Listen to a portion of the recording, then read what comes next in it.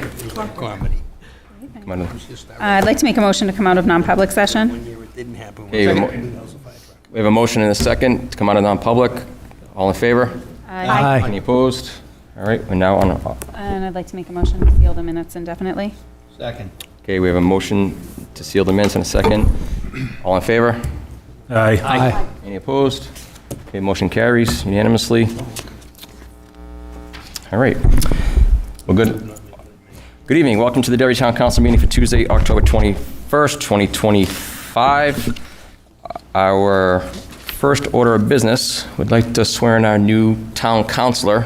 Madam Clerk, are you able to do that? Representative Dave Mills.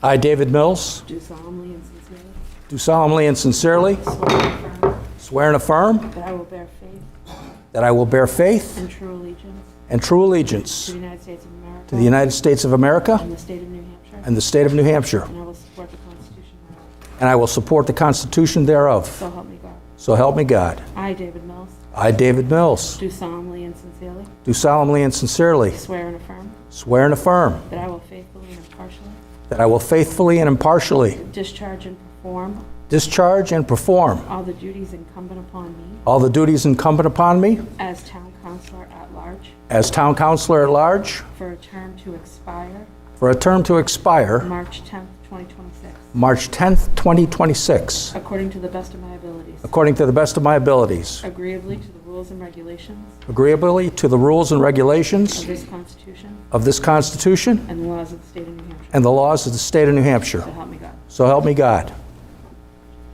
Thank you. Thank you. Do we get the vote? Congratulations. Again? No vote? Yeah. No vote? We already did. I'm forced into this?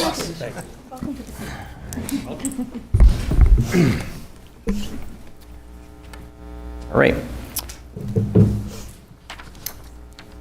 Thank you, Madam Clerk. All right. Councilor Mills, would you lead us in the Pledge of Allegiance, please? I pledge allegiance to the flag of the United States of America and to the republic for which it stands, one nation, under God, indivisible, with liberty and justice for all. And if we could all remain standing for a moment of silence. As many of you may have heard, we had a recent passing of Officer Brian Landry, who passed away yesterday. He was a dedicated officer over 23 years of service to the town of Derry. He was an SRO for the middle schools and later Pinkerton. Very beloved by students, staff, and the townspeople. And we want to wish his family and his friends and his colleagues all the strength as they move forward through this difficult time. And if we can all bow our heads, a moment of silence, please.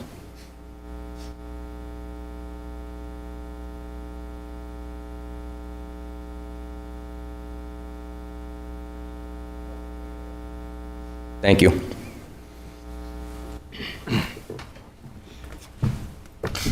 All right, welcome. For all those who are new, the event of emergency, there's exits in the back of the room, and there's plenty of gentlemen in blue outfits back there. They'll be glad to help you in the event of emergency, or a white shirt over there can help you.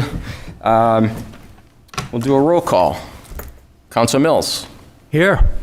Councilor Webb. Good evening. Councilor Spencer. Good evening. Councilor Chase. Good evening. Councilor Mauger. Good evening. Councilor McEachern. Evening. And good evening from the chair. We will entertain a motion. Open Public forum. Second. Okay, we have a motion to open public forum and a second. All in favor? Aye. Any opposed? All right, public forum is now open. If you wish to speak, come up and state your name and address for the record.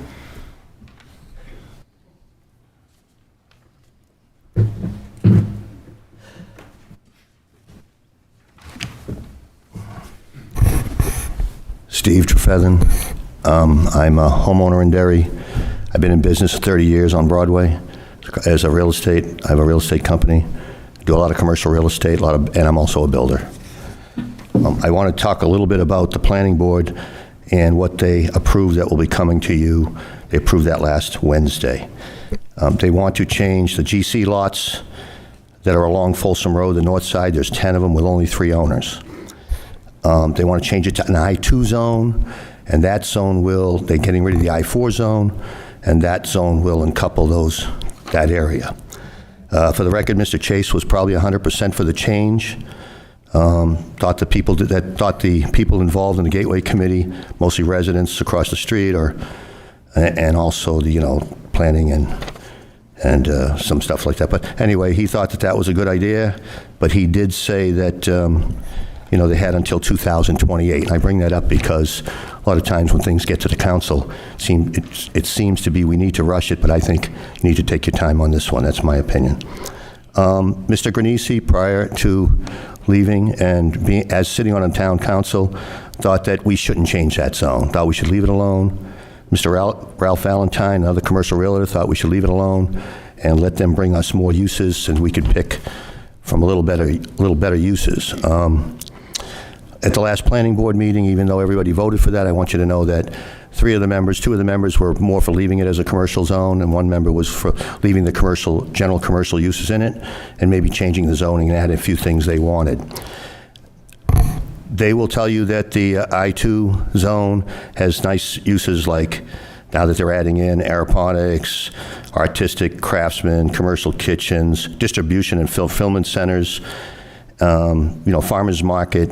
But the reality of it is there's 10 small lots and there's only 3 owners, and those uses will never go there.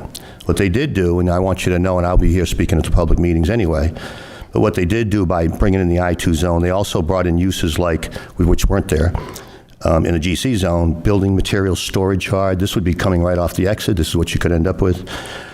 Equipment upfit, filling stations, freight trucking terminals, fuel and storage tanks. I guess we can put in fuel and storage tanks. I went on the state's website. There's 3,000 underground storage tanks and 4,500 above ground storage tanks, storing over 195 million gallons of oil and waste. So that now could be used there. So I'm going to ask you to take your time with this and think about that, because this could be on Folsom Road.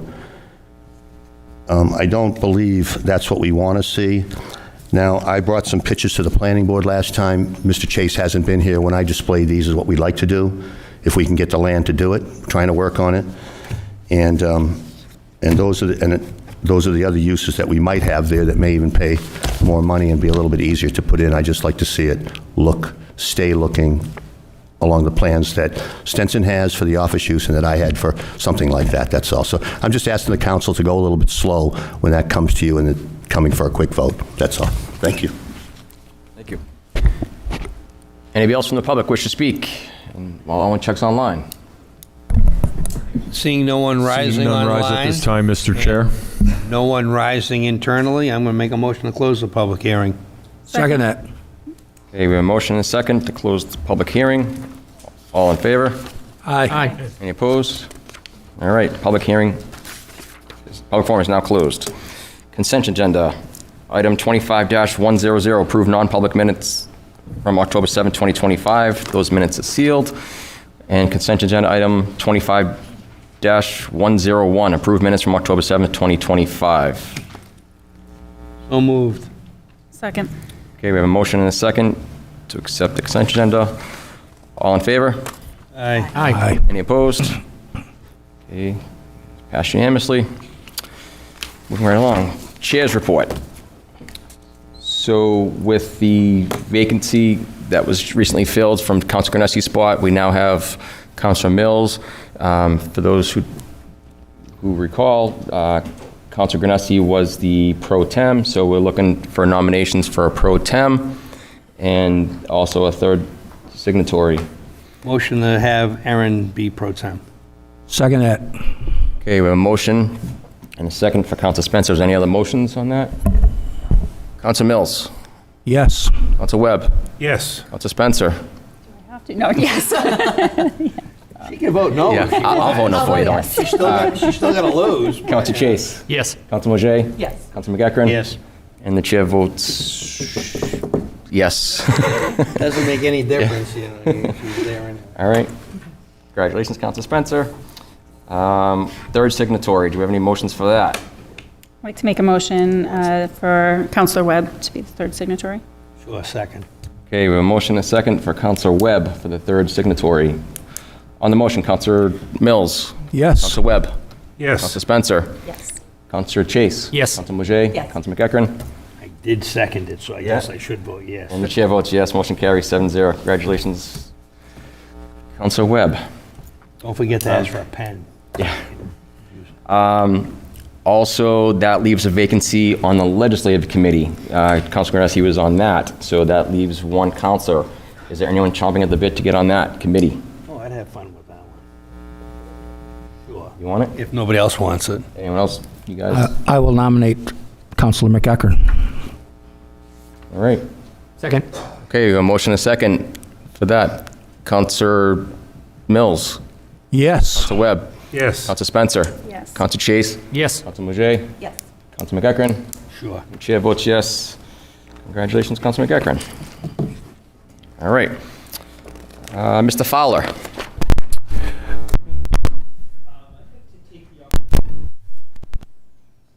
Okay, I'd like to take the opportunity to invite up Greg Laro and members of the Derry Fire Department for a very important presentation on their most recent CAS accreditation. So I'd ask those folks to come up to the podium at this point for their presentation of their CAS plaque.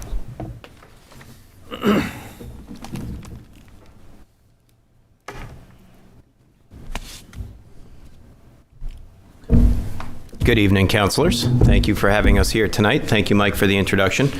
Chief Haggard sends his apologies. He was unable to be here tonight. I'd like to introduce Matt Tropiano, one of our firefighter paramedics, who was truly instrumental in preparing the very extensive application to recertify, or I should say reaccredit with CAS.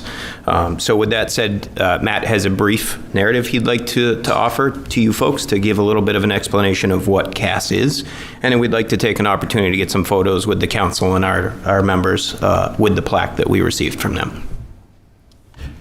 Good evening, councilors. Thank you for having us up here. I am proud to share that the Derry Fire Department has been reaccredited from the Commission on Accreditation of Ambulance Services, or CAS, as we like to say. This recognition is far more than just a sticker on the side of our ambulances. It represents our department's unwavering commitment to the highest standards of patient care, safety, and professionalism. Only 185 EMS agencies in the country have earned CAS accreditation, and of those, 39 of them are fire-based EMS departments like Derry. Derry is also the only CAS accredited department in the state of New Hampshire. This reaccreditation demonstrates that our department continually evaluates and improves every aspect of our operation, from response time and training to equipment maintenance and quality assurance. It reflects that our EMTs and paramedics are not only highly skilled, but also supported by a strong policy, evidence-based practices, and a culture of accountability. In short, this means that every patient in our community receives care measured against the best in the nation. Most importantly, this achievement reflects our dedication to the people we serve. The accreditation provides assurance to our residents that their tax dollars support an organization committed to excellence, efficiency, and transparency. This is not just a milestone for our department, it is a point of pride for our entire community, and it reinforces that Derry continues to invest in the fire and EMS system that saves lives, earns trust, and meets the highest national standards. To echo what Matt said, it's one thing to say that you do something well. It's an entirely different thing to open your books transparently to an outside agency and have them verify that you do something well. So with that, I would like to request that we get a quick photo with the plaque and the council and the members from our department. All right.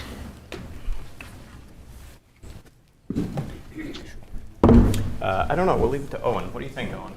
Where should we be? It's usually nice when you're behind it. Now I have to have Owen.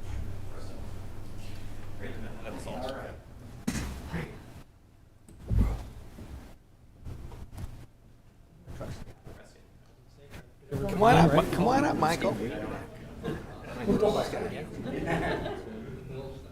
Right here. It's a little tighter, a little crunchy and awkward on the side there.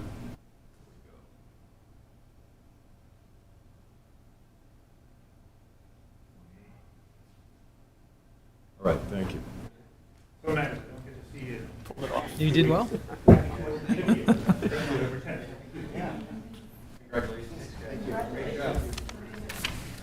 Congratulations, thank you. Great job, great job.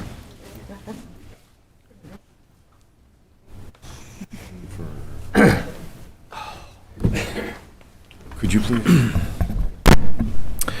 So I know they've stepped away from the podium, but would anyone like to make any comments? Council Webb? This has been a long, this has been a great leadership development tool and succession tool for the Derry Fire Department. Besides just making certain that it meets national standards, the people like firefighter paramedic Tropiano, who have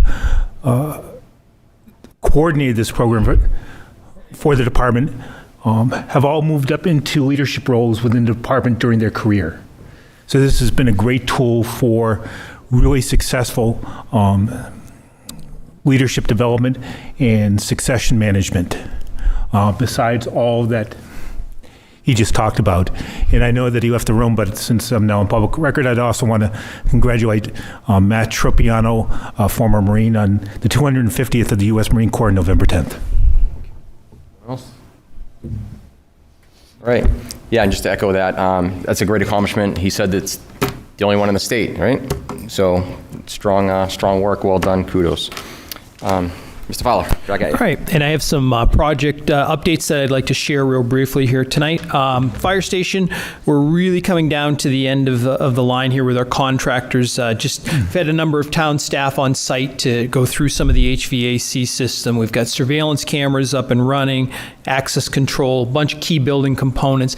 We're just waiting for a couple of final items to get the elevator tested. Once that's done, we're going to be bringing in fire personnel. They'll be taking on doing the testing of the communication system. So I expect that the next meeting on November 4th, we're going to have some hard dates on, some of the dates that they can actually move in, and then also some opportunities for our ceremonies for all the different groups. So that's very exciting. We're very, very close to occupying that building. The Rand Shepherd Water Project, as everybody can see, there's been some paving on the sections that were done on Chenito Road and some of the neighborhoods that were completed recently. Now work is continuing on 102 heading in an eastbound direction. They just crossed over North Shore Road, and they're going to continue working their way in an easterly fashion on that part of 102. Solar project, I haven't spoken about that in a couple of meetings. The panels are all up. They're doing some interconnections within the panels themselves. They're going to be looking to have the panels themselves and all the electrical items done within the next 45 to 60 days. The next step will be for Eversource to install some poles and connect anything that's generated to the grid. That's probably going to be done somewhere around February of 2026 and actually providing electricity to 28 town buildings. So I'll give you some updates as we get closer, but that's very exciting. And lastly, just as a community project note, on Saturday, we will be sponsoring Derry Parks and Recreation. Derry Downtown Trick or Treat starts Saturday from noontime until 3 p.m. Looks like the weather's going to be nice for kids in costumes, about 55 degrees. So take advantage of that if you happen to be in downtown and support the businesses down there. So that's all I have on the TA report. Councilor Spencer. I just know this comes up every year when you mention trick or treat. Can you just clarify for anyone listening? We do Derry trick or treat downtown, but the town does not set trick or treat hours on Halloween, correct? That is correct. There is a misnomer that the town has an official date, especially when there are bad weather conditions that were predicted. We had one year where there was strong winds. It turned out to be actually a 72-degree day, and it was wonderful for the youngsters. But the way that the town does, we don't set it, we don't cancel it, we don't do anything of that nature. But if people go out and do their trick-or-treating on the 31st, they can certainly do that. And we'll obviously have our public safety officials out and around, keeping an eye on things, but the town does not officially endorse the 31st as a town activity. Thank you. Anything else? All right, moving along to public hearings. Item number 25-95, ordinance 2025-005, amend chapter 150-10A. This area of North Shore Road has been an area that the Highway Safety Committee has reviewed on several occasions. We've had a number of concerned citizens regarding speed control. And as you've noticed, we just talked a moment ago about the intersection of North Shore Road and 102. This is the section as you would be heading south along Beaver Lake. As you go along, there's a number of houses that are right on the lake. Then you have North Shore Road, which is somewhere between 20 to 22 feet wide, and then obviously there's properties on the uphill side or upstream from the lake. One of the things that had been brought forward is cars are traveling too fast, they're not paying attention. These are typical things that the police department deal with.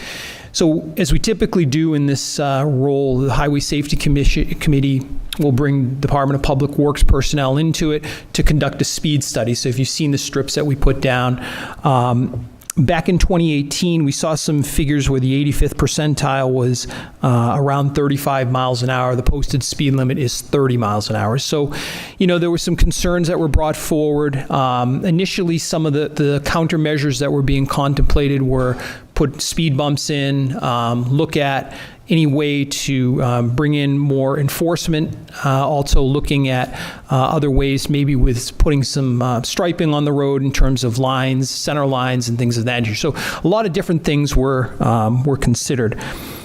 The group came back again in 2022, same sort of thing. There was a speed study that was conducted. The 85th percentile was 38 miles an hour at that time. And so at that point, the committee, with some of the recommendations from the town, decided to do a couple of items. Well, number one, install some warning signage as you would approach from both sides of North Shore and Orchard.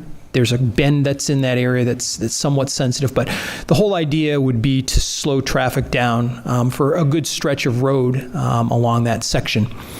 And then there were also kind of an innovative approach that we hadn't tried before any place else, was to put pavement markings like you see on the interstate. So this was like a red burgundy color on the pavement that said 30 miles an hour to alert motorists to pay attention to their speed. I think we put 4 of those down. And then also there was a temporary, and then it was made permanent radar sign, which is installed. There's 2 of them on either side of Orchard and North Shore, just to indicate to drivers what their speeds were. So we did then conduct some studies to see if that had any favorable impacts.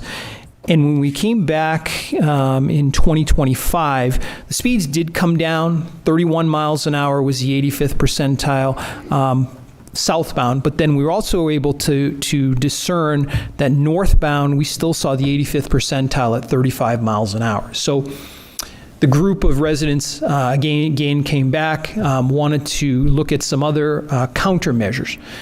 So with the highway safety on, I think it was September 18th, I had presented to them the possibility of using some revised MUTCD guidance, and that's usually what we go by in the town of Derry. It's not a hard and fast rule, but it does dictate what you should do for best practices as it relates to traffic control devices.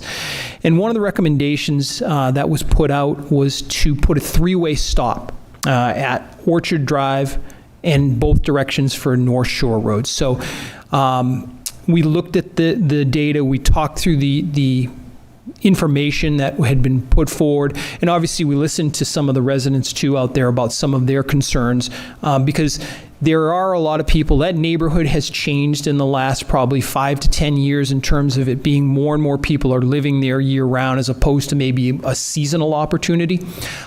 So you don't have a lot of room. There's no place to put a sidewalk. So the concerns are not only speeding from vehicles passing through, it's also concerns that there's really no viable way to put a sidewalk out there. Many of the vehicles are parked right on edge of pavement. So the recommendation that came forward and voted by the Highway Safety Committee was to install a three-way stop, which requires Town Council to amend Section 150-10 of the Town Code, which enumerates where your stop signs are going to go.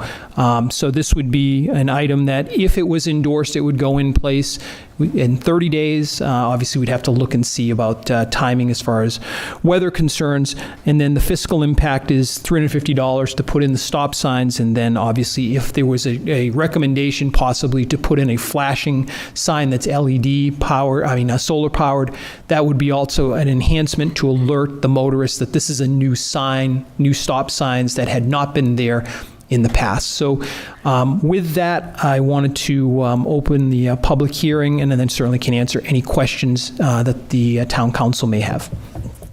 Mr. Chairman, I'm going to make a motion to open the public hearing. Second. Motion to open public hearing in a second. All in favor? Aye. Any opposed? All right, public hearing is now open in this matter. If you wish to speak on this, please come up, state your name and address for the record.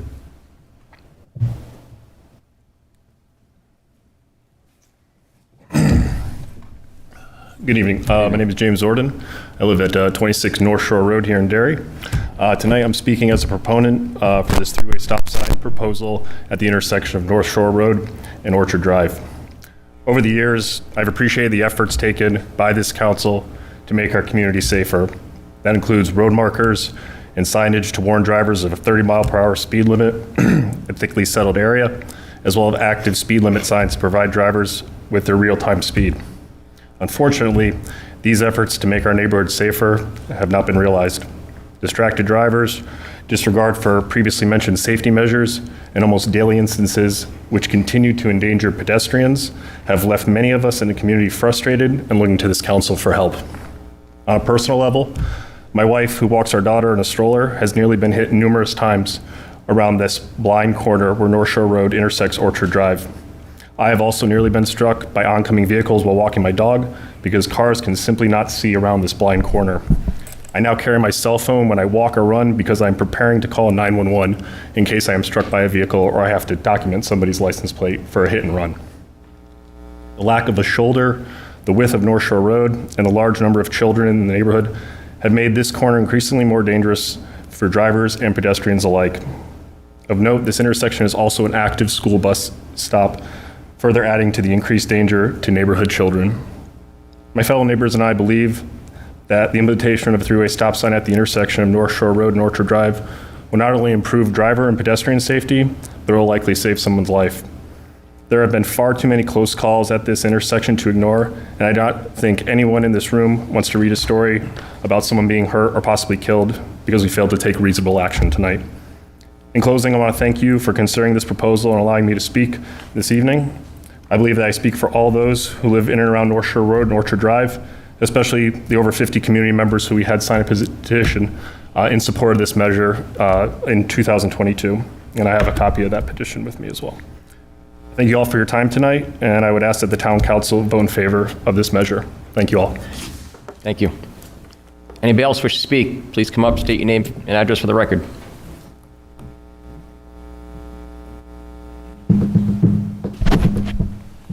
Good evening, councilors. My name is Derek Shear. I live at 24 North Shore Road.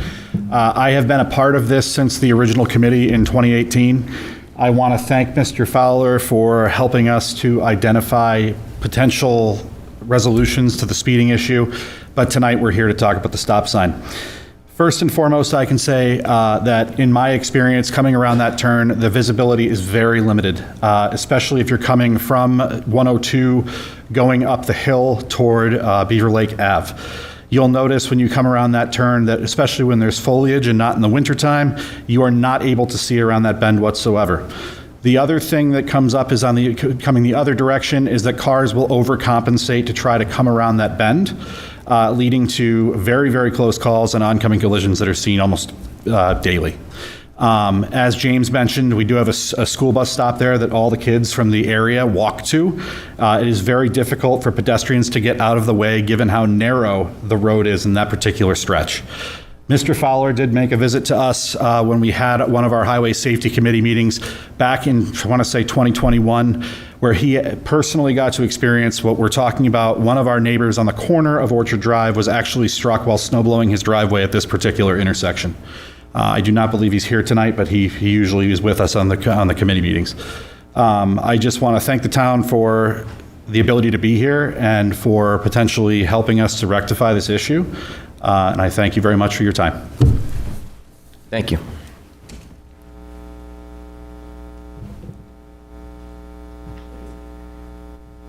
Good evening. Paul Shattuck, One Orchard Drive. We've lived at One Orchard since 2013. This has been an ongoing problem from day one. That corner is absolutely a nightmare. You come around the corner, you can't see what's coming, and people are obviously in a rush. They're trying to compensate, and I hear it all the time. Being number one on Orchard, I hear the cars' tires squealing, I hear horns honking, and people yelling. This is something that we have tried addressing with the more conservative measures, and I truly, truly appreciate everything that has been done, especially from you, Mr. Fowler, to assist us with this dilemma, but it's only a matter of time before somebody gets seriously injured. I've nearly been hit, my kids have nearly been hit. We all have access to a strip of land right there on Beaver Lake. You have to cross North Shore at that corner to access it, and it's not safe to do so. It's a constant worry. Additionally, on the opposite side, I wish I had thought of it ahead of time, but the Del Pidios, who have a house on the corner up there, they frequently have cars that come around that corner, don't realize how tight it is, especially in the winter, end up in their front yard. Last year, there was a box truck in his front yard for I don't know how long. But we definitely need something to be a little bit more drastic in slowing people down and giving people the time to stop, think, and drive safely. Thank you so much. Thank you. Anybody else?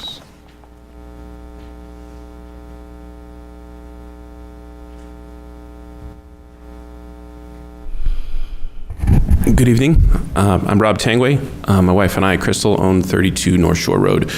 From my deck, I can see this intersection right there. You know, I don't have a whole lot more to say besides yes, very much in agreement and would really like these stop signs. My wife and I have 7 kids. We also have, you know, some frontage right across the street. And so we're always like super careful of even them playing in the front yard. The other day I was out there and, you know, classic like ball goes in the street thing. And, you know, we've talked to the kids and really kind of always out there with them, but it's like, don't chase the ball on the road for any reasons, whether there's stop signs there or not. But certainly the stop signs help slow things down and make it more safe for my family and for, you know, all of us here. You know, are all in agreement that we would really like this for the sake of, especially this, just that blind corner sort of nature of this makes it very difficult for the sightlines to provide the motorists enough time to spot someone, you know, let alone just the overall speed reduction would be really, really great. So thank you for your time. Thank you. Anybody else wish to speak? Attendees online, we may want to remind them, some of them have just joined in, that if they're dialing in by phone, they can press *9 to raise their hand. Simply press the raise hand icon. All right, I'll repeat Owen just said. If you're calling in and you're listening at home, you wish to speak, press *9 to raise your hand. Or if you're on Zoom, hit the raise hand icon. And we'll give you a couple seconds to do that. And looks like everybody's had an opportunity here, so I'm going to make a motion to close the public hearing, Mr. Chair. Second. Okay, we have a motion and a second to close the public hearing in this matter. All in favor? Aye. Any opposed? Okay, public hearing is now closed in this matter. Councilors? Would it be okay to hear from Randy as our representative on the Highway Safety Committee first, Mr. Chairman? Sure. So as the constituents had said, this has been an ongoing problem for years. Many things were brought up and certain things were tried, and they have had success with it. I'm well familiar with the intersection. As I had stated at the last Highway Safety Committee meeting, I don't support the stop sign there because I don't think it's going to give them the relief that they're looking for. It meets none of the warrants. What Mr. Fowler has said is, yes, there are some leniencies in the MUTDC, but it still states that stop or yield signs shall not be used to control speed. What I think, in the broader picture, if we place this stop sign there, despite its own problems, stop signs are the most requested item brought before the Highway Safety Committee. And if we let this one go, meeting none of the warrants, how do we say no to the next one that comes that doesn't meet the warrants? I would be more in favor, given that the legislature has also slacked or eased the restrictions on speed limits. I would be more supportive of lowering that speed limit to 25 in that area. I firmly believe that it will not make any changes at the other two ends where the speed counts were taken, i.e. Field Road and Worthley Road. And I do believe that sooner or later, probably sooner, these people will be back looking for stop signs at those intersections. How many are we going to put on that stretch of road? So those things being said, I personally don't support it. I'm more in support of lowering that speed limit in that area. That's the real relief that they want, is slower speeds.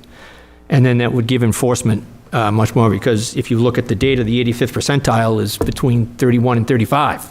And yes, it's too fast for that area, but it's within 5 miles an hour of the speed limit. No court in the land is going to uphold that. The PDs, there's no need of ticketing anybody because the court's just going to throw it out. They usually don't touch anything until you're 10 above. So that's my take on it. Anyone else? Councilor Webb. I'm actually going to disagree with Councilor Chase. I'm in support of the stop sign.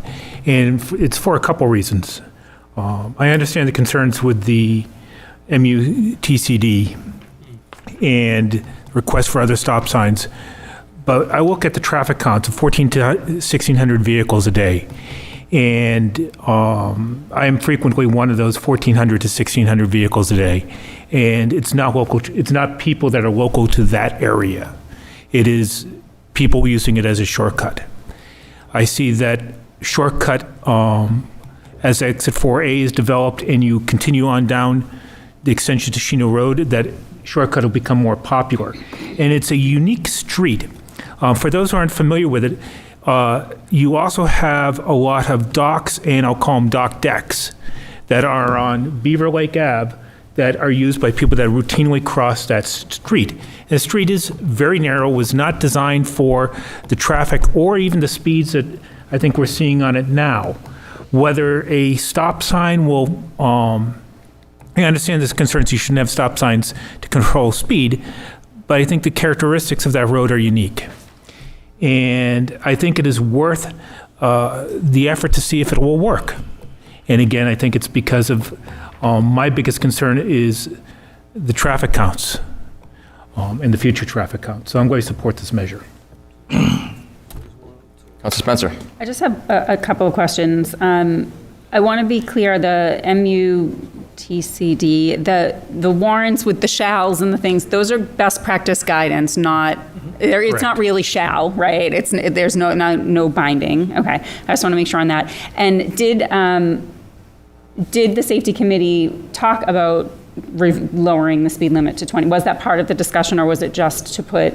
Yes, that was part of the overall discussions that we had, as Mr. Fowler had said, speed bumps, striping, lowering the speed limit. What was the reason to go with why wouldn't we go with the speed limit lowering? What was the argument against doing that and putting stop signs in? Because I agree with you in the sense that the actual ask is to get speeds down, and so I just want to kind of understand why we went to a stop sign instead of a lowering speed limit.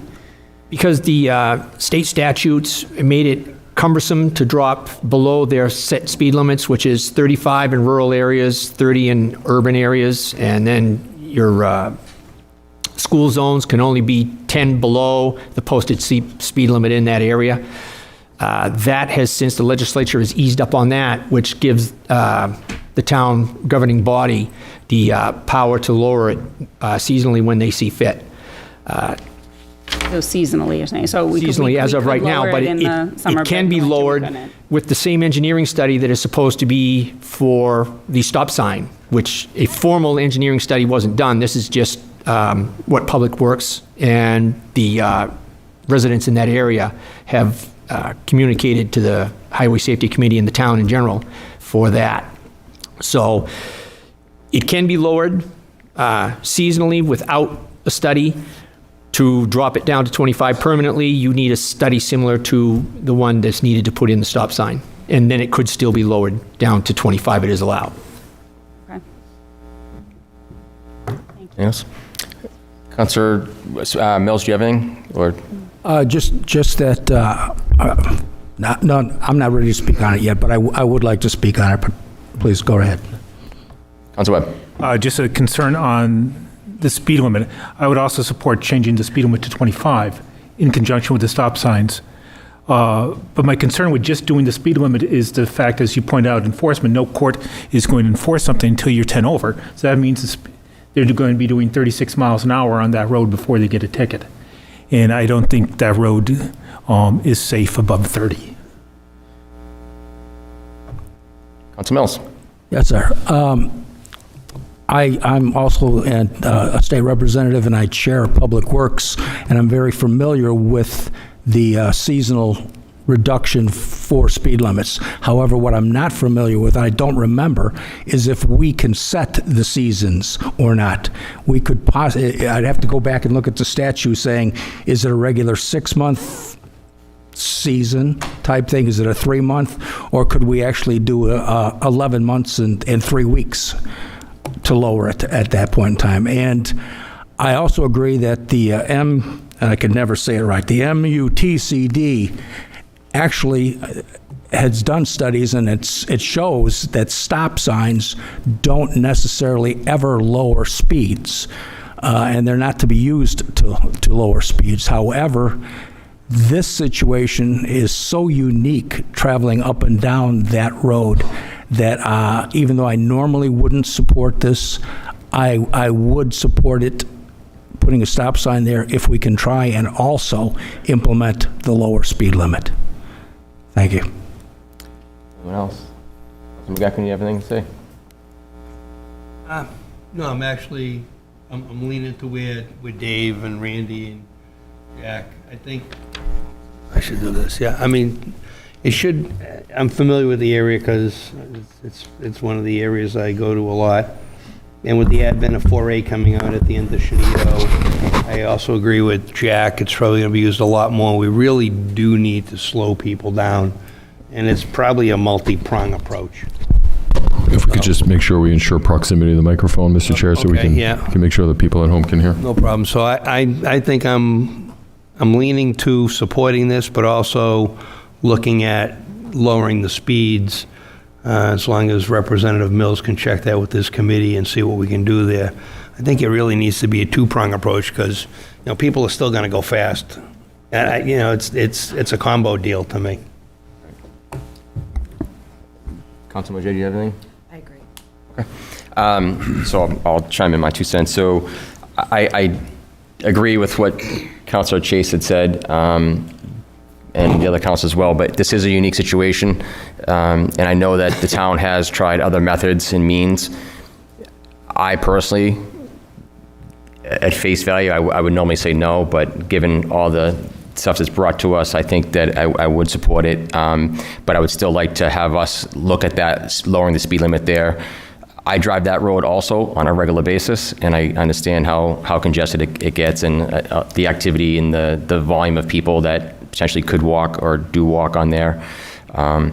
So, and I think, Councilor Chase brings a good concern about everyone's going to want a stop sign now on their street, in their backyards and whatnot. But I think this is a case-by-case basis, and I think we can still treat it as a case-by-case. And I think there's been due diligence in this matter over the years. And so with that, there's nothing else. And I just want to read it. I didn't say it before, but I do want to read it. I agree with that. I drove that in preparation for this meeting, drove this weekend, and the person, I went up one way and then looped around and came back down the other way. And the person behind me when I came northbound, a stop sign wouldn't have had them much below 30 once they got to where the problem. Like they would have done the tap and go. They were practically in the bed of my truck when I drove through. So I think I agree. I can get on board with this unique situation for a stop sign, but I agree with the sentiment. We need to look at the speed limit as well, because I don't think keeping it at 30 is going to solve the problem.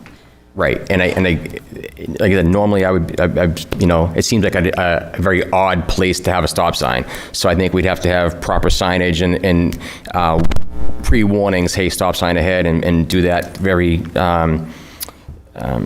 liberally, and have that out there so people have that forethought. Again, with the small children there and all that, and the active use that waterway gets, I think that's important to take. So. Mr. Fowler, you had something? Yeah, I just wanted to add the question. RSA 265-62 establishes a 4-month period for a seasonal speed limit. So it doesn't dictate when that is, but it is a defined up to 4 months that you could do that. You have that enabling legislation, and you can go as low as 25 miles an hour for a seasonal limit. If you want to look at the 12-month a year, that does require an engineering study, as Councilor Chase had indicated. That's a little different process, but I just wanted to clarify that for everyone. Okay, so I think we'll address this right now, but I think we can take basically a straw poll if we would like to. We all agree that we'd like to look at lowering the speed limit moving forward. So the town administrator can look into that. Yeah, absolutely, and not just seasonal. If we can do it seasonal, that's easy, but to do it permanently, we should look at that. Fair enough. Yeah. Well, a seasonal will at least give us an indication whether that is helping the process. And I have to disagree with you, because the judge might throw it out, but there's nothing to stop the police from enforcing 25 mile an hour speed limits. And if I was the person getting pulled over twice a week and getting tickets for that and having to go to court for it all the time, I don't care if the judge dropped every one I ever had, it would still be a huge inconvenience for me, and it might slow me down a little bit. Right. Mr. Chair? Councilor Chase. So my last word, if this does pass, I would be in favor of even though there's a greater cost, if it's possible, to put in the LED stop signs for better visibility, rather than the standalone reflective signs. Right. I think we'd all be amenable to that. Right. So, silly question. So let's say the stop signs get put in there, and a year from now, it's discovered that nothing's happening with this. If it's causing more accidents or more issues or whatever, is there a process to have those removed? If worst case scenario, someone asked me this and I don't know the answer to it. Sure. So. At any point, town council has within your ordinance to remove, although it wouldn't probably be recommended practice to do so, because part of this whole process of putting the advance warning is you want people to have that ability to say, oh, I expect the stop sign to be here. Like, think for example, the 4-way stops that you're seeing in Chester and in Hampstead at the moment. At first it was like, oh my God, what are we doing? And now you know that those are there, and that's what you really want, is to have a situation where those are in place, they're well known, people expect them, and they hopefully will comply with them. If for some reason this does not work, obviously anything can come back through to your town council to change the ordinance, but I think that'd be a really difficult thing to do, because now you're going to be undoing something that you've probably built some expectations on. Okay. And also of note, I'm just looking at the minutes from that highway safety where the vote was taken, and it was unanimous vote. I know there was some contention, but between the people on the committee, the representatives of the major departments in town who voted favorably, I'm inclined to trust their judgment on this as well, knowing that they've done the due diligence. Chief of police, chief of fire.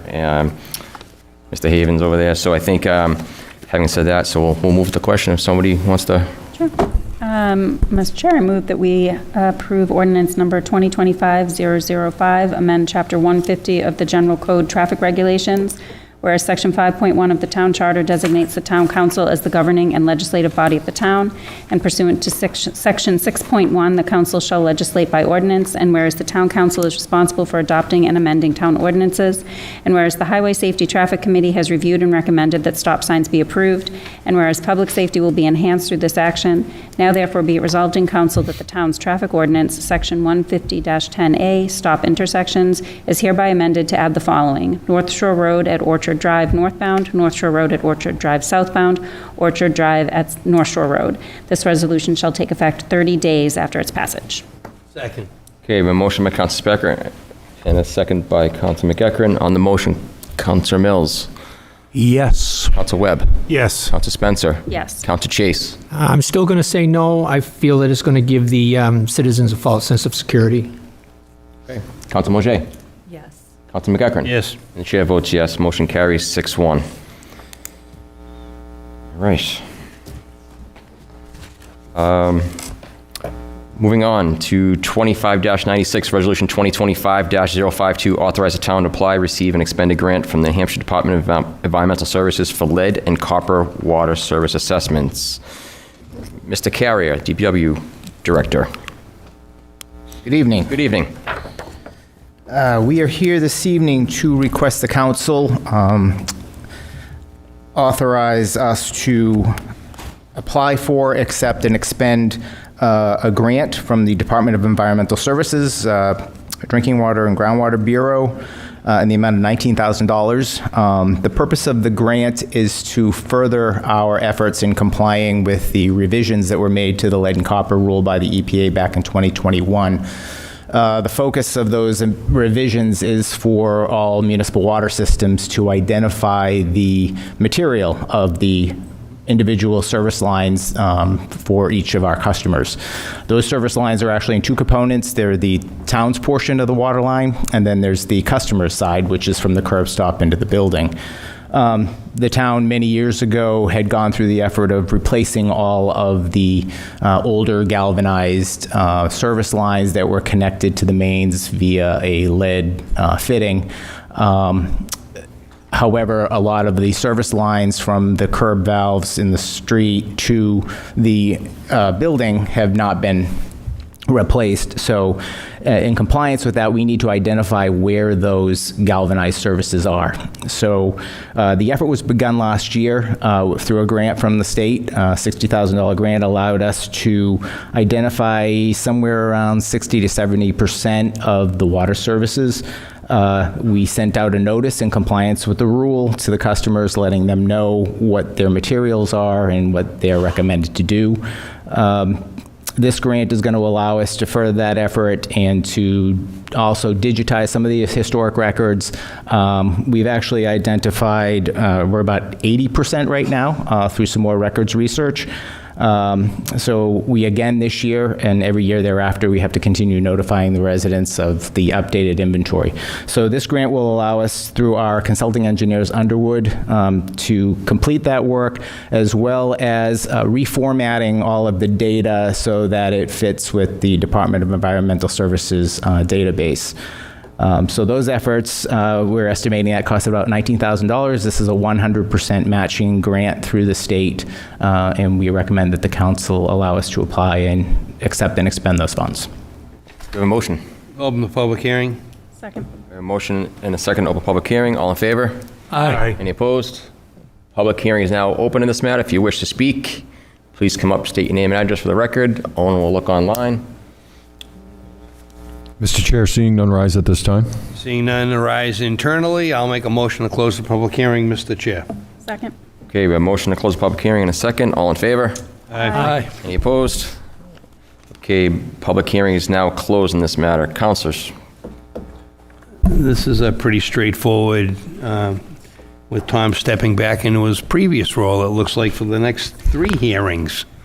So I would, if nobody has any objection, I'll be happy to read the resolution. Take it away.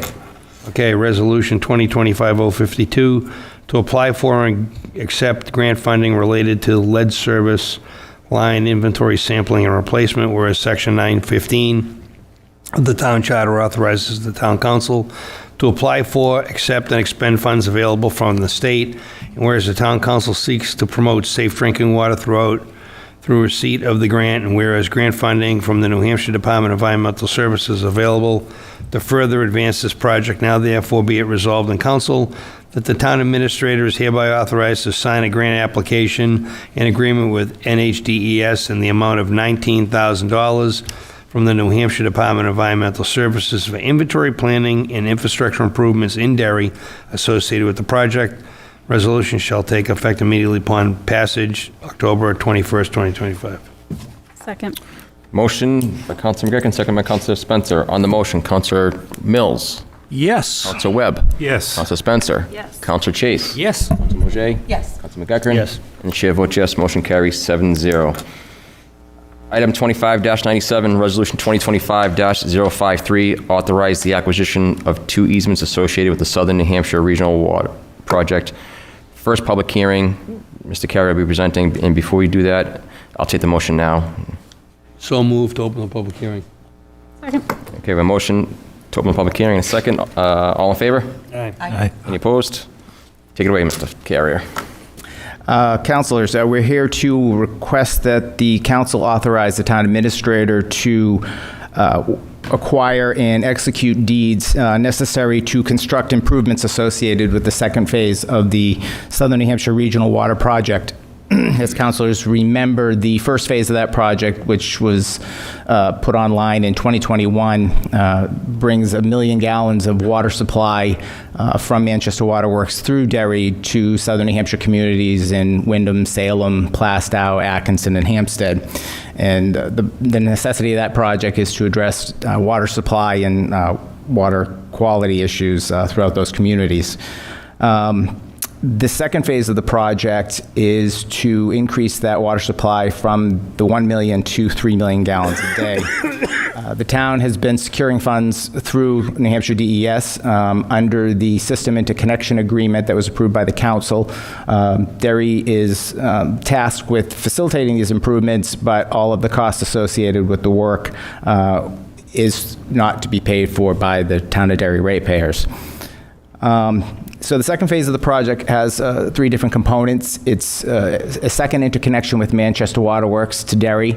That's going to be through Old Derry Road in Londonderry. That will require the construction of almost 4,000 feet of water line and a new water booster pumping station. It's also going to require that we construct a chemical feed chlorination facility at our existing water tank.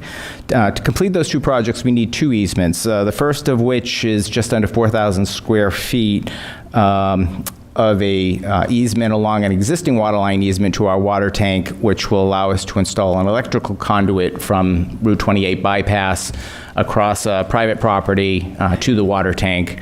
That's a 10-foot easement that's required.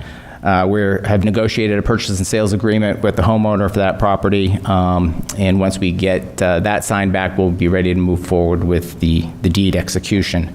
The second easement is about a 1.5 acre parcel that's actually located within the town of Londonderry off Old Derry Road on a parcel owned by the town of Londonderry, referred to as the Old Auburn landfill site.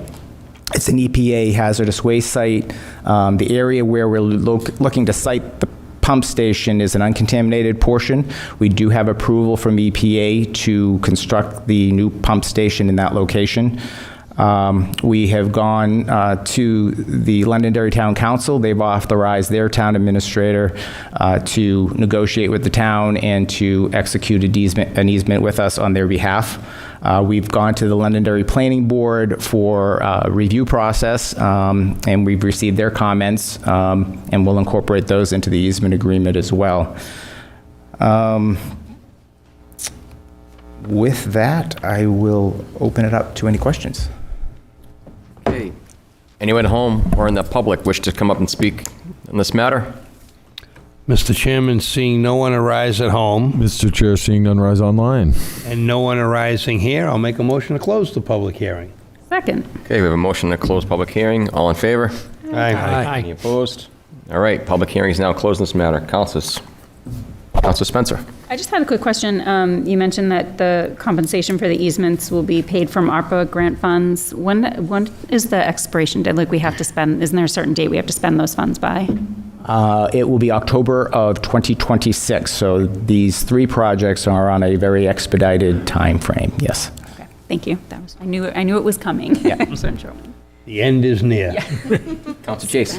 I just have a quick question. The pump station that's going to be built in Londonderry, is our water department in charge of the upkeep for that? That's correct. That pump station has actually been on the town's water system master plan since the 1980s. We had been actually paying incrementally to extend Manchester Waterworks water supply line in the area of Auburn Road and Old Derry Road. So this is just a natural progression, not paid for by us, to complete that interconnection. Okay. Anyone else? Okay. Seeing no one else, I'll be happy to read the resolution. We have another public hearing and then vote on this on the 18th. Correct. You have to do the second one before this one? Yeah. Sure. No, we're not. This one, we have to have another hearing before we get there. And I'm not going to read the resolution. Nope. Sorry, Tom. Any other questions? for No. Mr. Carrier? Again, this just keeps following the long-standing master plan that Tom's been putting together for years, so much appreciate all your efforts, Tom. All right, moving along to 25-98, Resolution 2025-054, adopt construction assessment fees for the Rand Shepherd Water Extension. Mr. Carrier. Councilors, we're here this evening to request that you adopt an assessment charge for properties that will be connecting to the new water line that was approved by the town council. The Rand Shepherd Hill Water Main Extension runs almost 3 miles of new pipeline from the intersection of Route 28 bypass and Shenito Road along Shenito Road and interconnects with the Barkland Acres Community Water System and the Morningside Drive Community Water System. Both are off of Shenito Road to address their water supply and water quality issues. And then it continues along Route 102 out to the town-owned Rand Shepherd Hill water system, again to address some water supply and water quality issues there. This project is ongoing. The water line along Shenito Road has been completed and is currently in service. We've completed the interconnection with the Barkland Acres system as well. The project includes a cost to extend water services to every property along the new main. These assessments are for properties that are not currently connected. So the existing properties in the Barkland Acres Association or the Morningside Drive or the Rand Shepherd Hill who are already interconnected to a water system would not be part of this. We're only replacing those water services, so they won't be assessed an additional charge for that. These are for those properties that are currently on private wells that are going to request to have a service extended to their property line, and they will pay for that and reimburse the project for that cost. The contractor's bid price for that work, which is the tap, the service line to the property, and then the shutoff valve, is $2,300. Quick note on Shenito Road, there are several properties. We had sent letters out to those individuals and asked anyone who is actually considering a connection within the next year or two to apply and to complete the permit process now. The reason why we didn't want to put a service in for every property there is because of the Exit 4A Contract C project, which will be advertised in the spring of 2027, will be coming through that entire area with drainage and some slope improvements and things like that. So there would be conflicts with all of those service lines. They would have to be disconnected and likely reinstalled again at an additional cost. So for now, we're only putting in, I think we've had 2 applications along Shenito Road so far. And then we'll do the same process as we progress along Route 102. The advantage of doing that now is that they don't have to go through the DOT permit process if it's done as part of the project. If they wait and do it at a later date, then they would have to secure their own permit for that work. There's about 100 properties between Shenito Road and the Shepherd Hill project, including some within the infill area of the Barkland Acres that would be potentially have access to the new water line. So that would be at the cost of the individual property owners, that $2,300. If you add that to the rest of the connection fees, a typical water service connection would be just over $5,000, plus the cost to bring the service line from the property line and connect it into the building. The project itself is funded in both an ARPA grant, a grant under the Emerging Contaminant Small Disadvantaged Systems grant, as well as a state revolving loan, which is just under $5 million, that will be on the town's responsibility to pay that once the project is completed. So with that, I'd take any questions. Mr. Chair, seeing none, rise online. And for the half a dozen people here, We never opened this public hearing. we never opened it? I'd like to make a motion to open the public hearing. Did we close the previous one? Yeah. Oh, okay. So motion and a second. Second. All in favor? Aye. Aye. Any opposed? Okay, if you wish to speak on this matter, please come up and do so. State your name and address for the record. Owen, look online. Mr. Chair, And seeing once none, again, no rise. one online, and once again, the half a dozen people here are not chomping at the bit, so I will close the public hearing. Second. All right, motion to close. All in favor? Aye. Any opposed? All right, councilors. Questions? Council Webb. Just a question on the fiscal impact.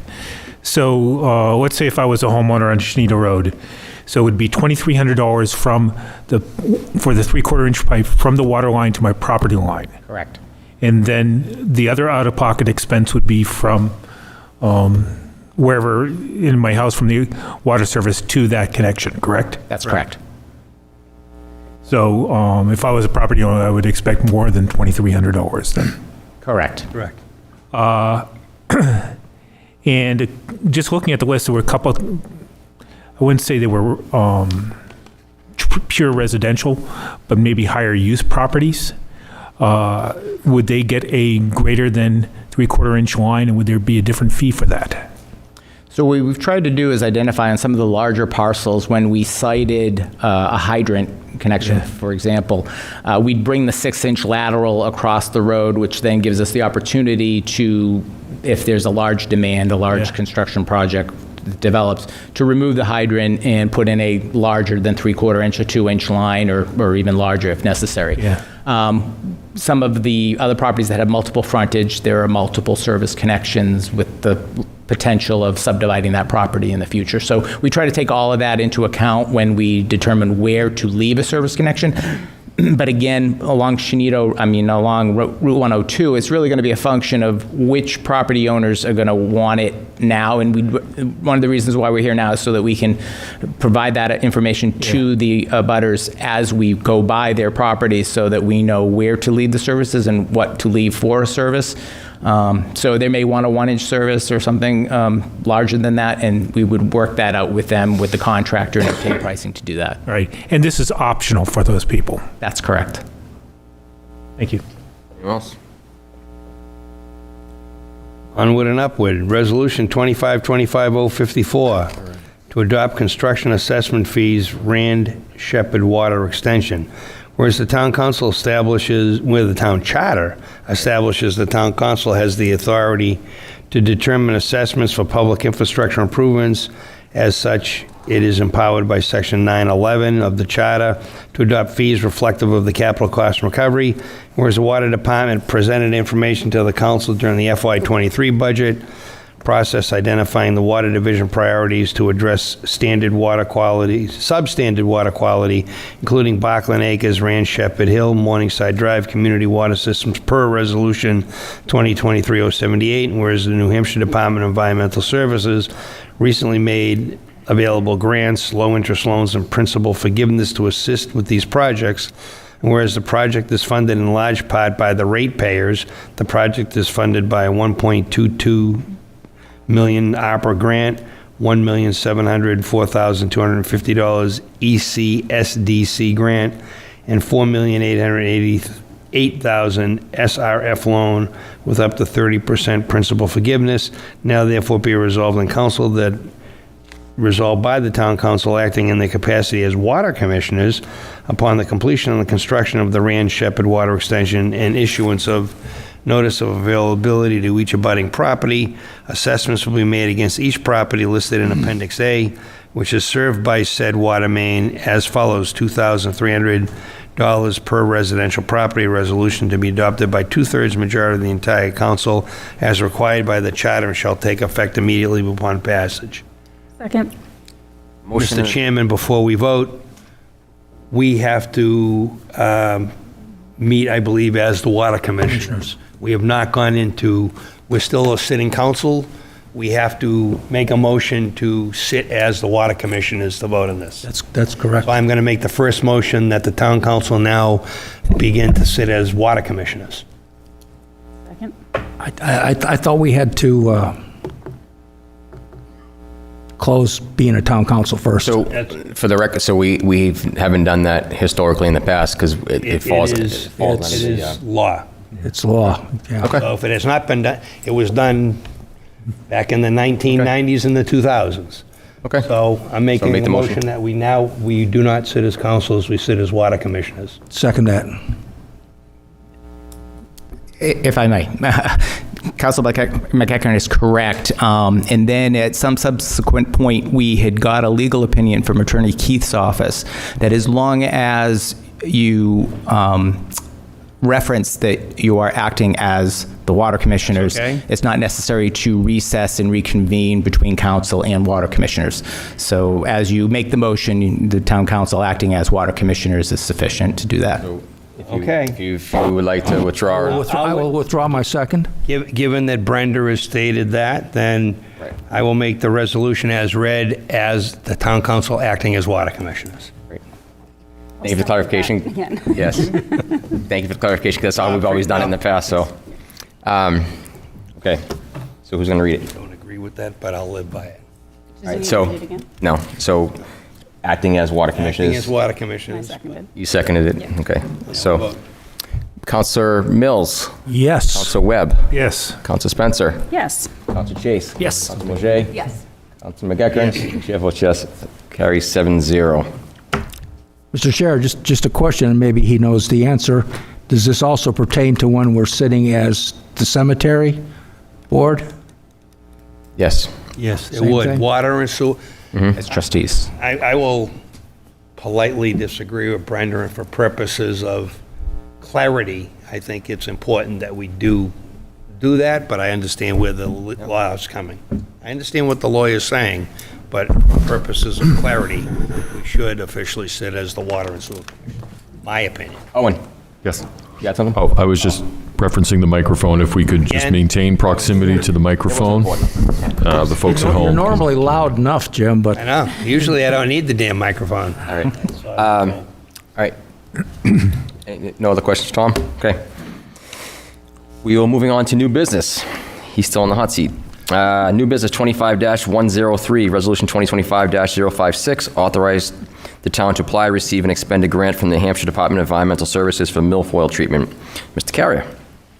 Councilors, we are requesting authorization to apply, accept, and expend a grant from the New Hampshire DES Watershed Management Bureau under their Exotic Aquatic Plant Grant Program in the amount of up to $9,055 for the purpose of milfoil control and eradication within Beaver Lake.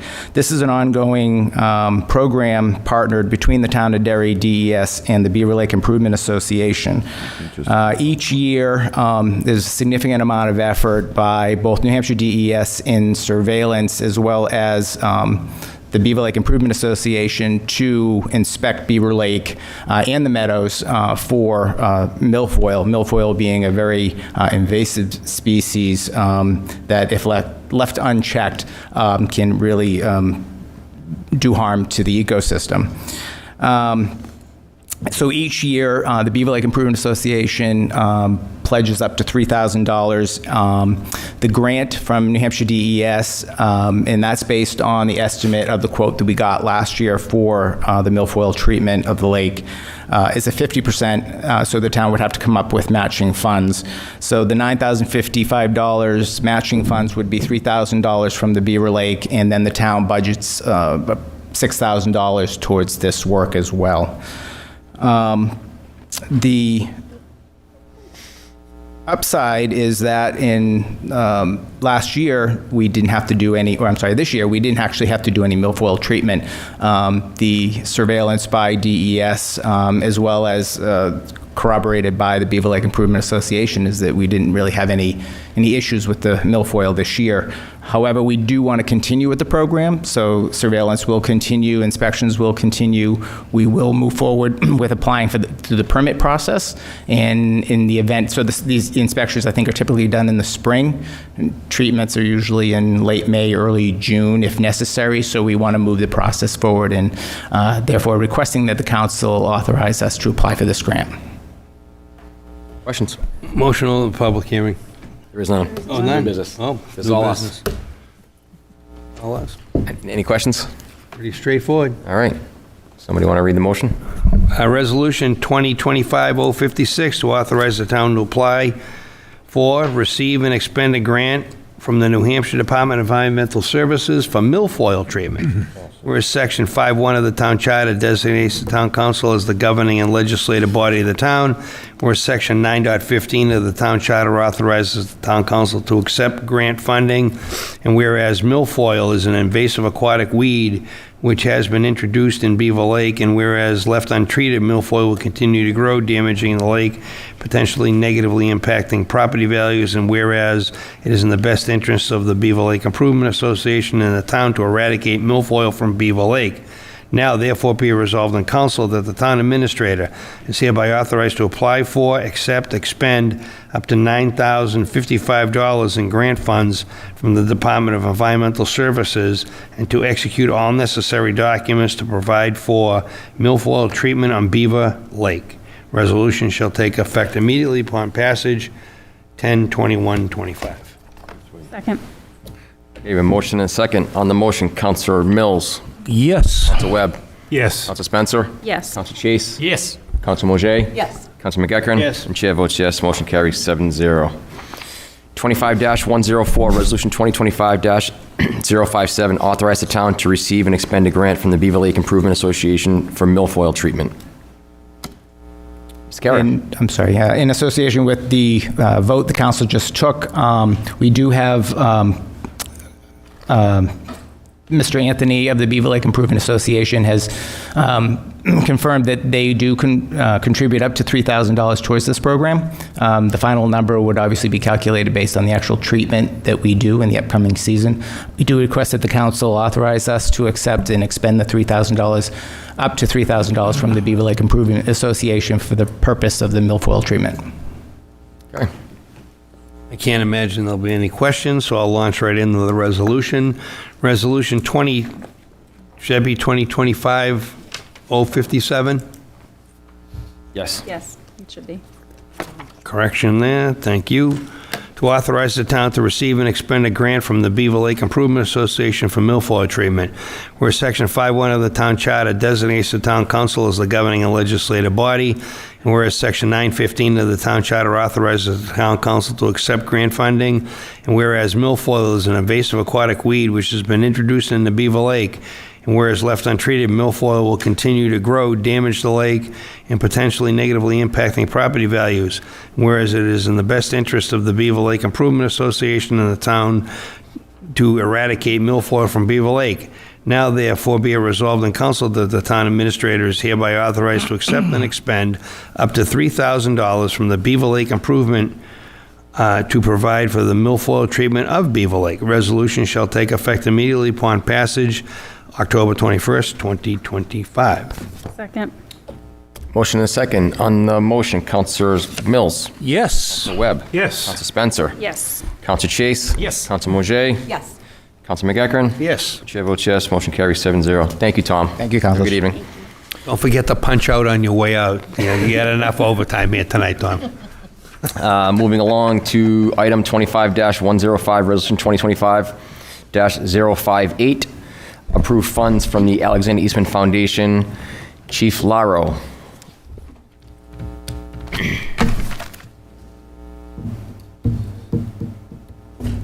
Going solo?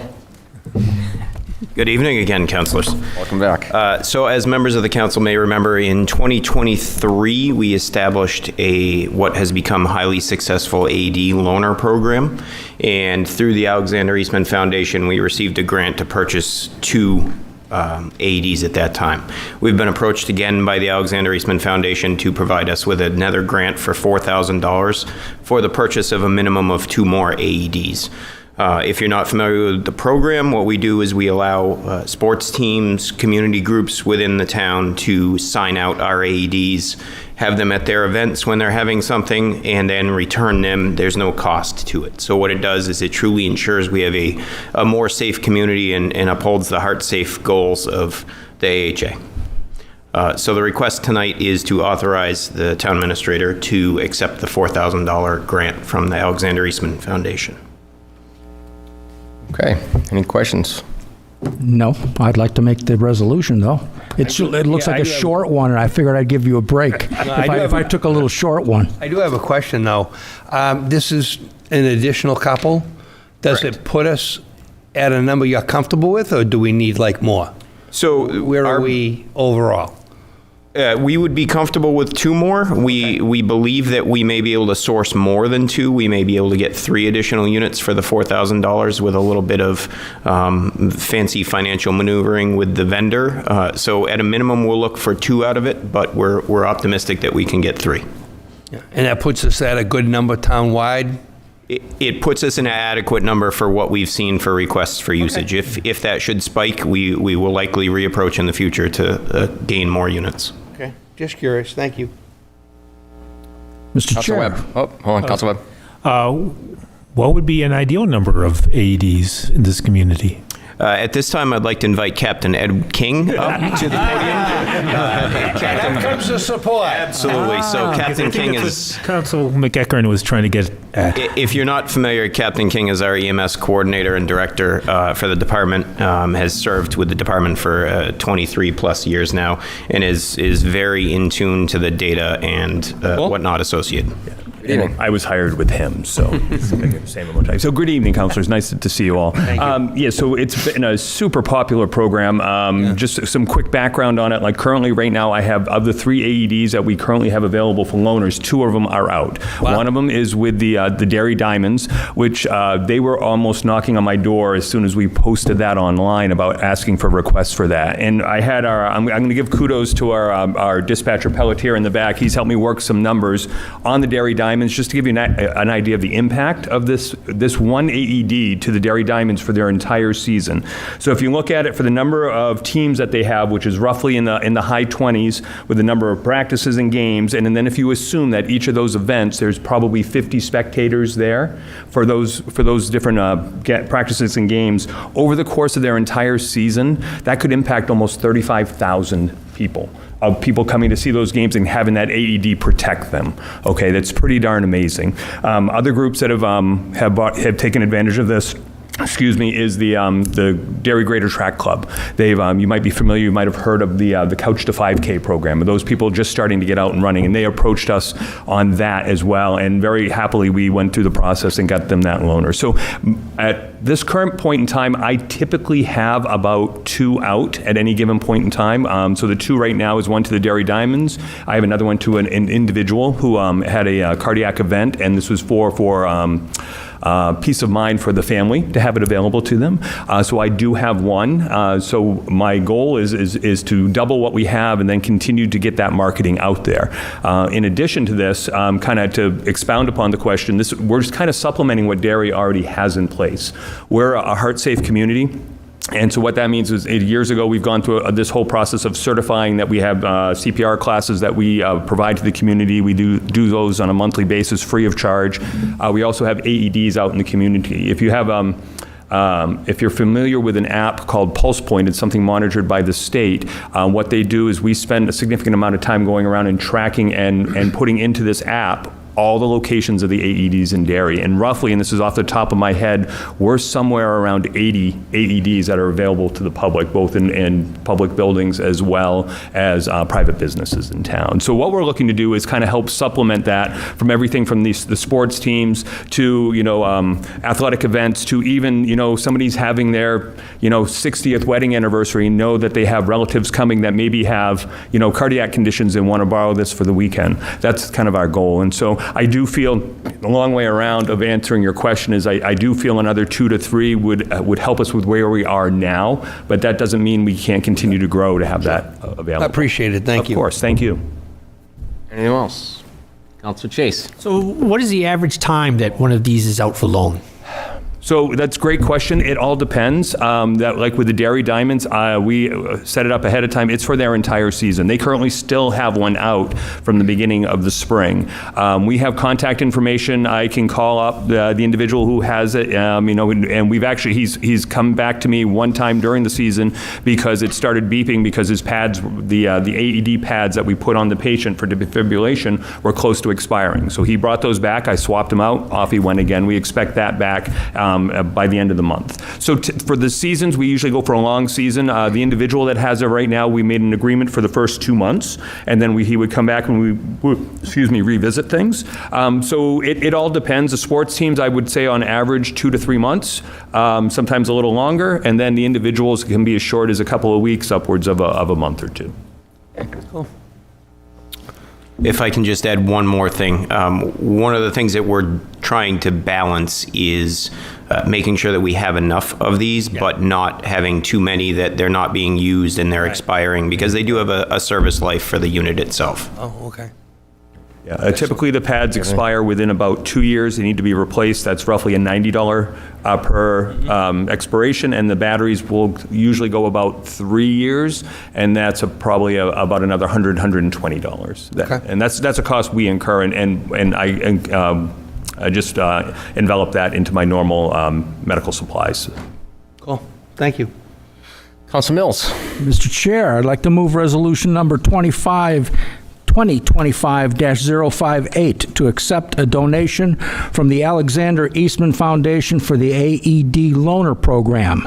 Whereas RSA 31:95-B authorizes the town council to accept unanticipated revenues to be used for any public purpose, and whereas the Alexander Eastman Foundation supports community projects throughout the greater Derry area, and whereas the council recently endorsed an AED loaner program to be managed by the fire department, and whereas the Eastman Foundation would like to donate funds to purchase additional AED units, now therefore be it resolved in council that the town administrator is hereby authorized to accept a $4,000 donation from the Alexander Eastman Foundation to support the AED loaner program. This resolution shall take effect immediately upon its passage, October 21st, 2025. Second. Okay, we have a motion and a second. On the motion, Councilor Mills. Yes. Councilor Webb. Yes. Councilor Spencer. Yes. Councilor Chase. Yes. Councilor Mojay. Yes. Councilor McEachern. Yes. And I will be abstaining. For those, I have a conflict of interest. I am involved as a trustee with Alexander Eastman, so it'll be 6-0-1. Motion passes. Okay. Thank you. There's a longer Thank you read for your than I time. thought. It looks short. It looks short. Moving on, 25-106, Resolution 2025-059, transfer unexpended funds to support FY 2026 CART extended services. Mr. Fowler.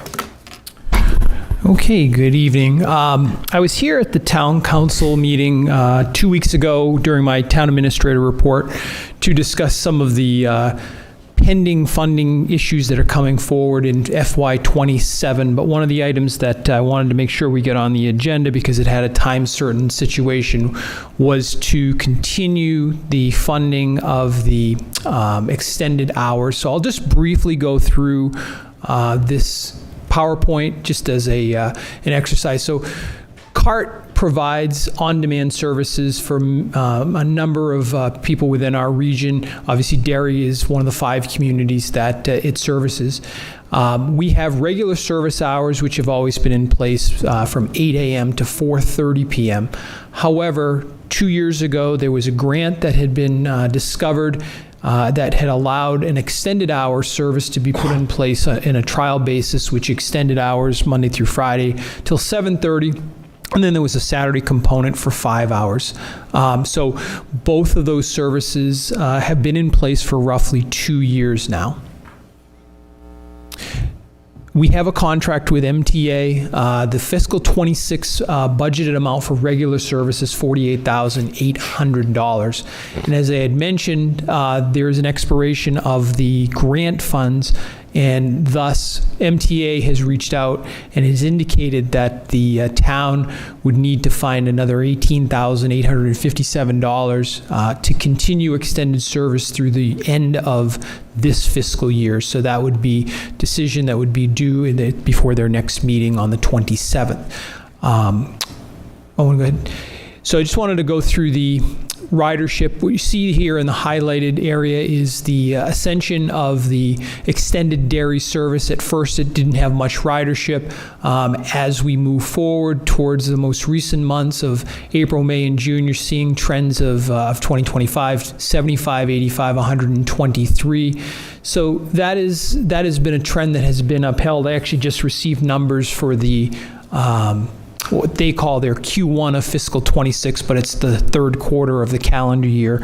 And those matched with those numbers. They were in roughly between 60 and 90 for those periods per month. So the extended Derry service continues to be utilized at that similar rate. And obviously, we would hope that there'd be additional ridership where feasible. Okay.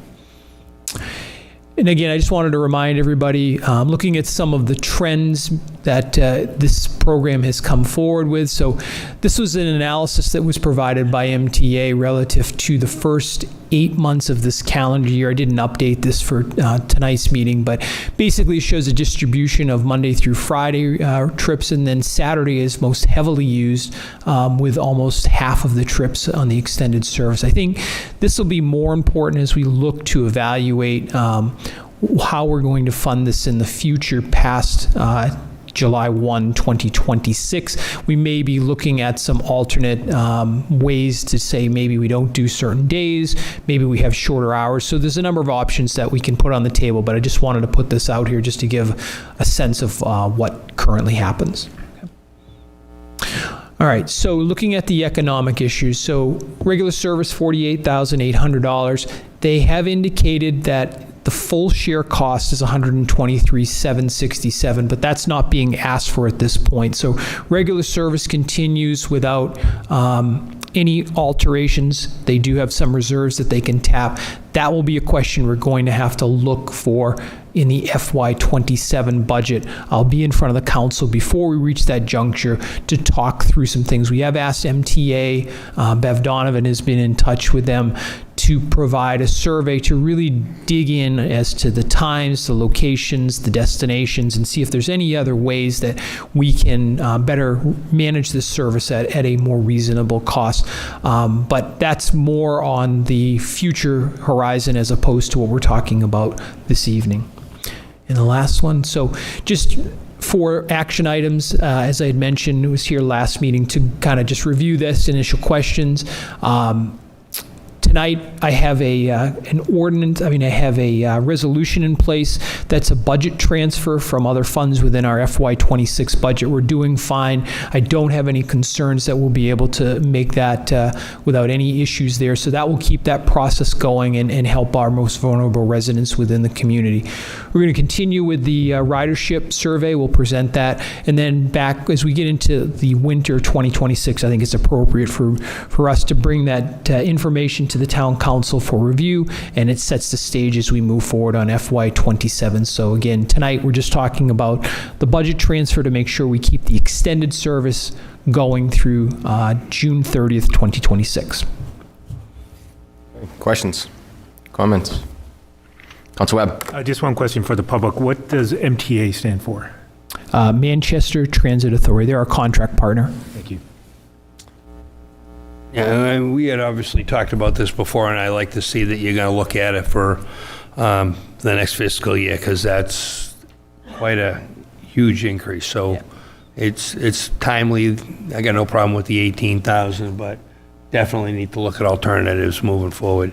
If there are no other questions, It's just a comment, and it is a very, very important program absolutely. that we definitely have to look at and, do a due diligence to try to find the most cost-effective way to do that. So, Yeah. but we need to continue that service, whatever that looks like moving forward. So, have at it. Nothing else? Okay.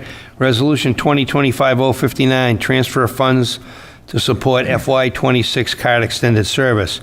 Whereas Section 9.7 of the Town Charter authorizes the Town Administrator, with the approval of the majority of the council, to transfer any unencumbered appropriation balance, and whereas the Town Council has supported regional transportation services known as CART in the contract with Manchester Transit Authority, MTA, and whereas the town has received notification the costs have increased to support this service, whereas the town has anticipated surplus funds in FY26 operating budget within the Human Services budget line item 1362601-8100000 to support the additional annual cost through June 30th, 2026. Now therefore be resolved in the council that the town administrator is hereby authorized to transfer $18,857 from FY26 Human Services line item 1362601-8100000 budgeted to the 2026 other municipal obligations budget line to continue uninterrupted extended services through June 30th, 2026. This resolution shall take effect immediately upon passage. Second. Okay, we have a motion and a second. On the motion, Councilor Mills. Yes. Councilor Webb. Yes. Councilor Spencer. Yes. Councilor Chase. Yes. Councilor Majay. Yes. Councilor Beckern. Yes. Chair votes yes, motion carries 7-0. Thank you, Mike. Councilors, comments, reports. Councilor Spencer. Thank you.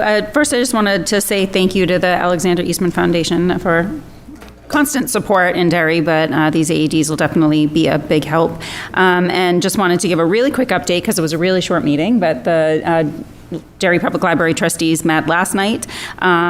You might have remembered they had a little boiler issue. They need to replace that. That is happening this week. So that should be all set within the next week or so.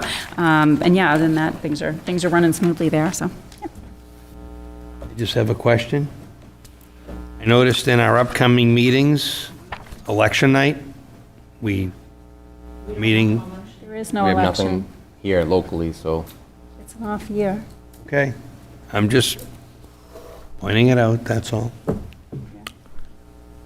Councilor Mills. I would just like to thank the town council for such a warm welcome extended to me and making my first meeting here almost a seamless transition, in my opinion. Thank you. Welcome and congratulations, and look forward to next few months, getting through the stuff here. Councilor Webb, do you have anything? Nope, I'm all set, thank you. All right. So I know at the beginning of the meeting, we acknowledged the passing of Officer Landry. I just want to let those know that there was a visiting hours and funeral on Saturday at Carrier Funeral Home in Wyndham. So, there was an obituary online if you wish to partake in that. I think it's from 2 p.m. to 6 p.m., I believe. You can double check that, but that's in Wyndham. So, like I said earlier, he was very beloved, and you always hear people say that, oh, he's such a great person, whatever, but this is a time where that couldn't be any truer than that. There's nothing that anyone can ever say bad about this gentleman. So, again, just want to send our support to the family and his colleagues. So, during that difficult time, having nothing else, take a motion. To adjourn. Second. All right. Do you have anything? No, I was all set to start saying yes, but you hadn't called on me yet. All right. All in favor? Oh. We should congratulate Tina on her recognition from the municipal. We did that last. We did it, sorry. I'm so excited about it. Don't forget your All in pills. favor? Aye. Meeting adjourned. You gotta take those pills.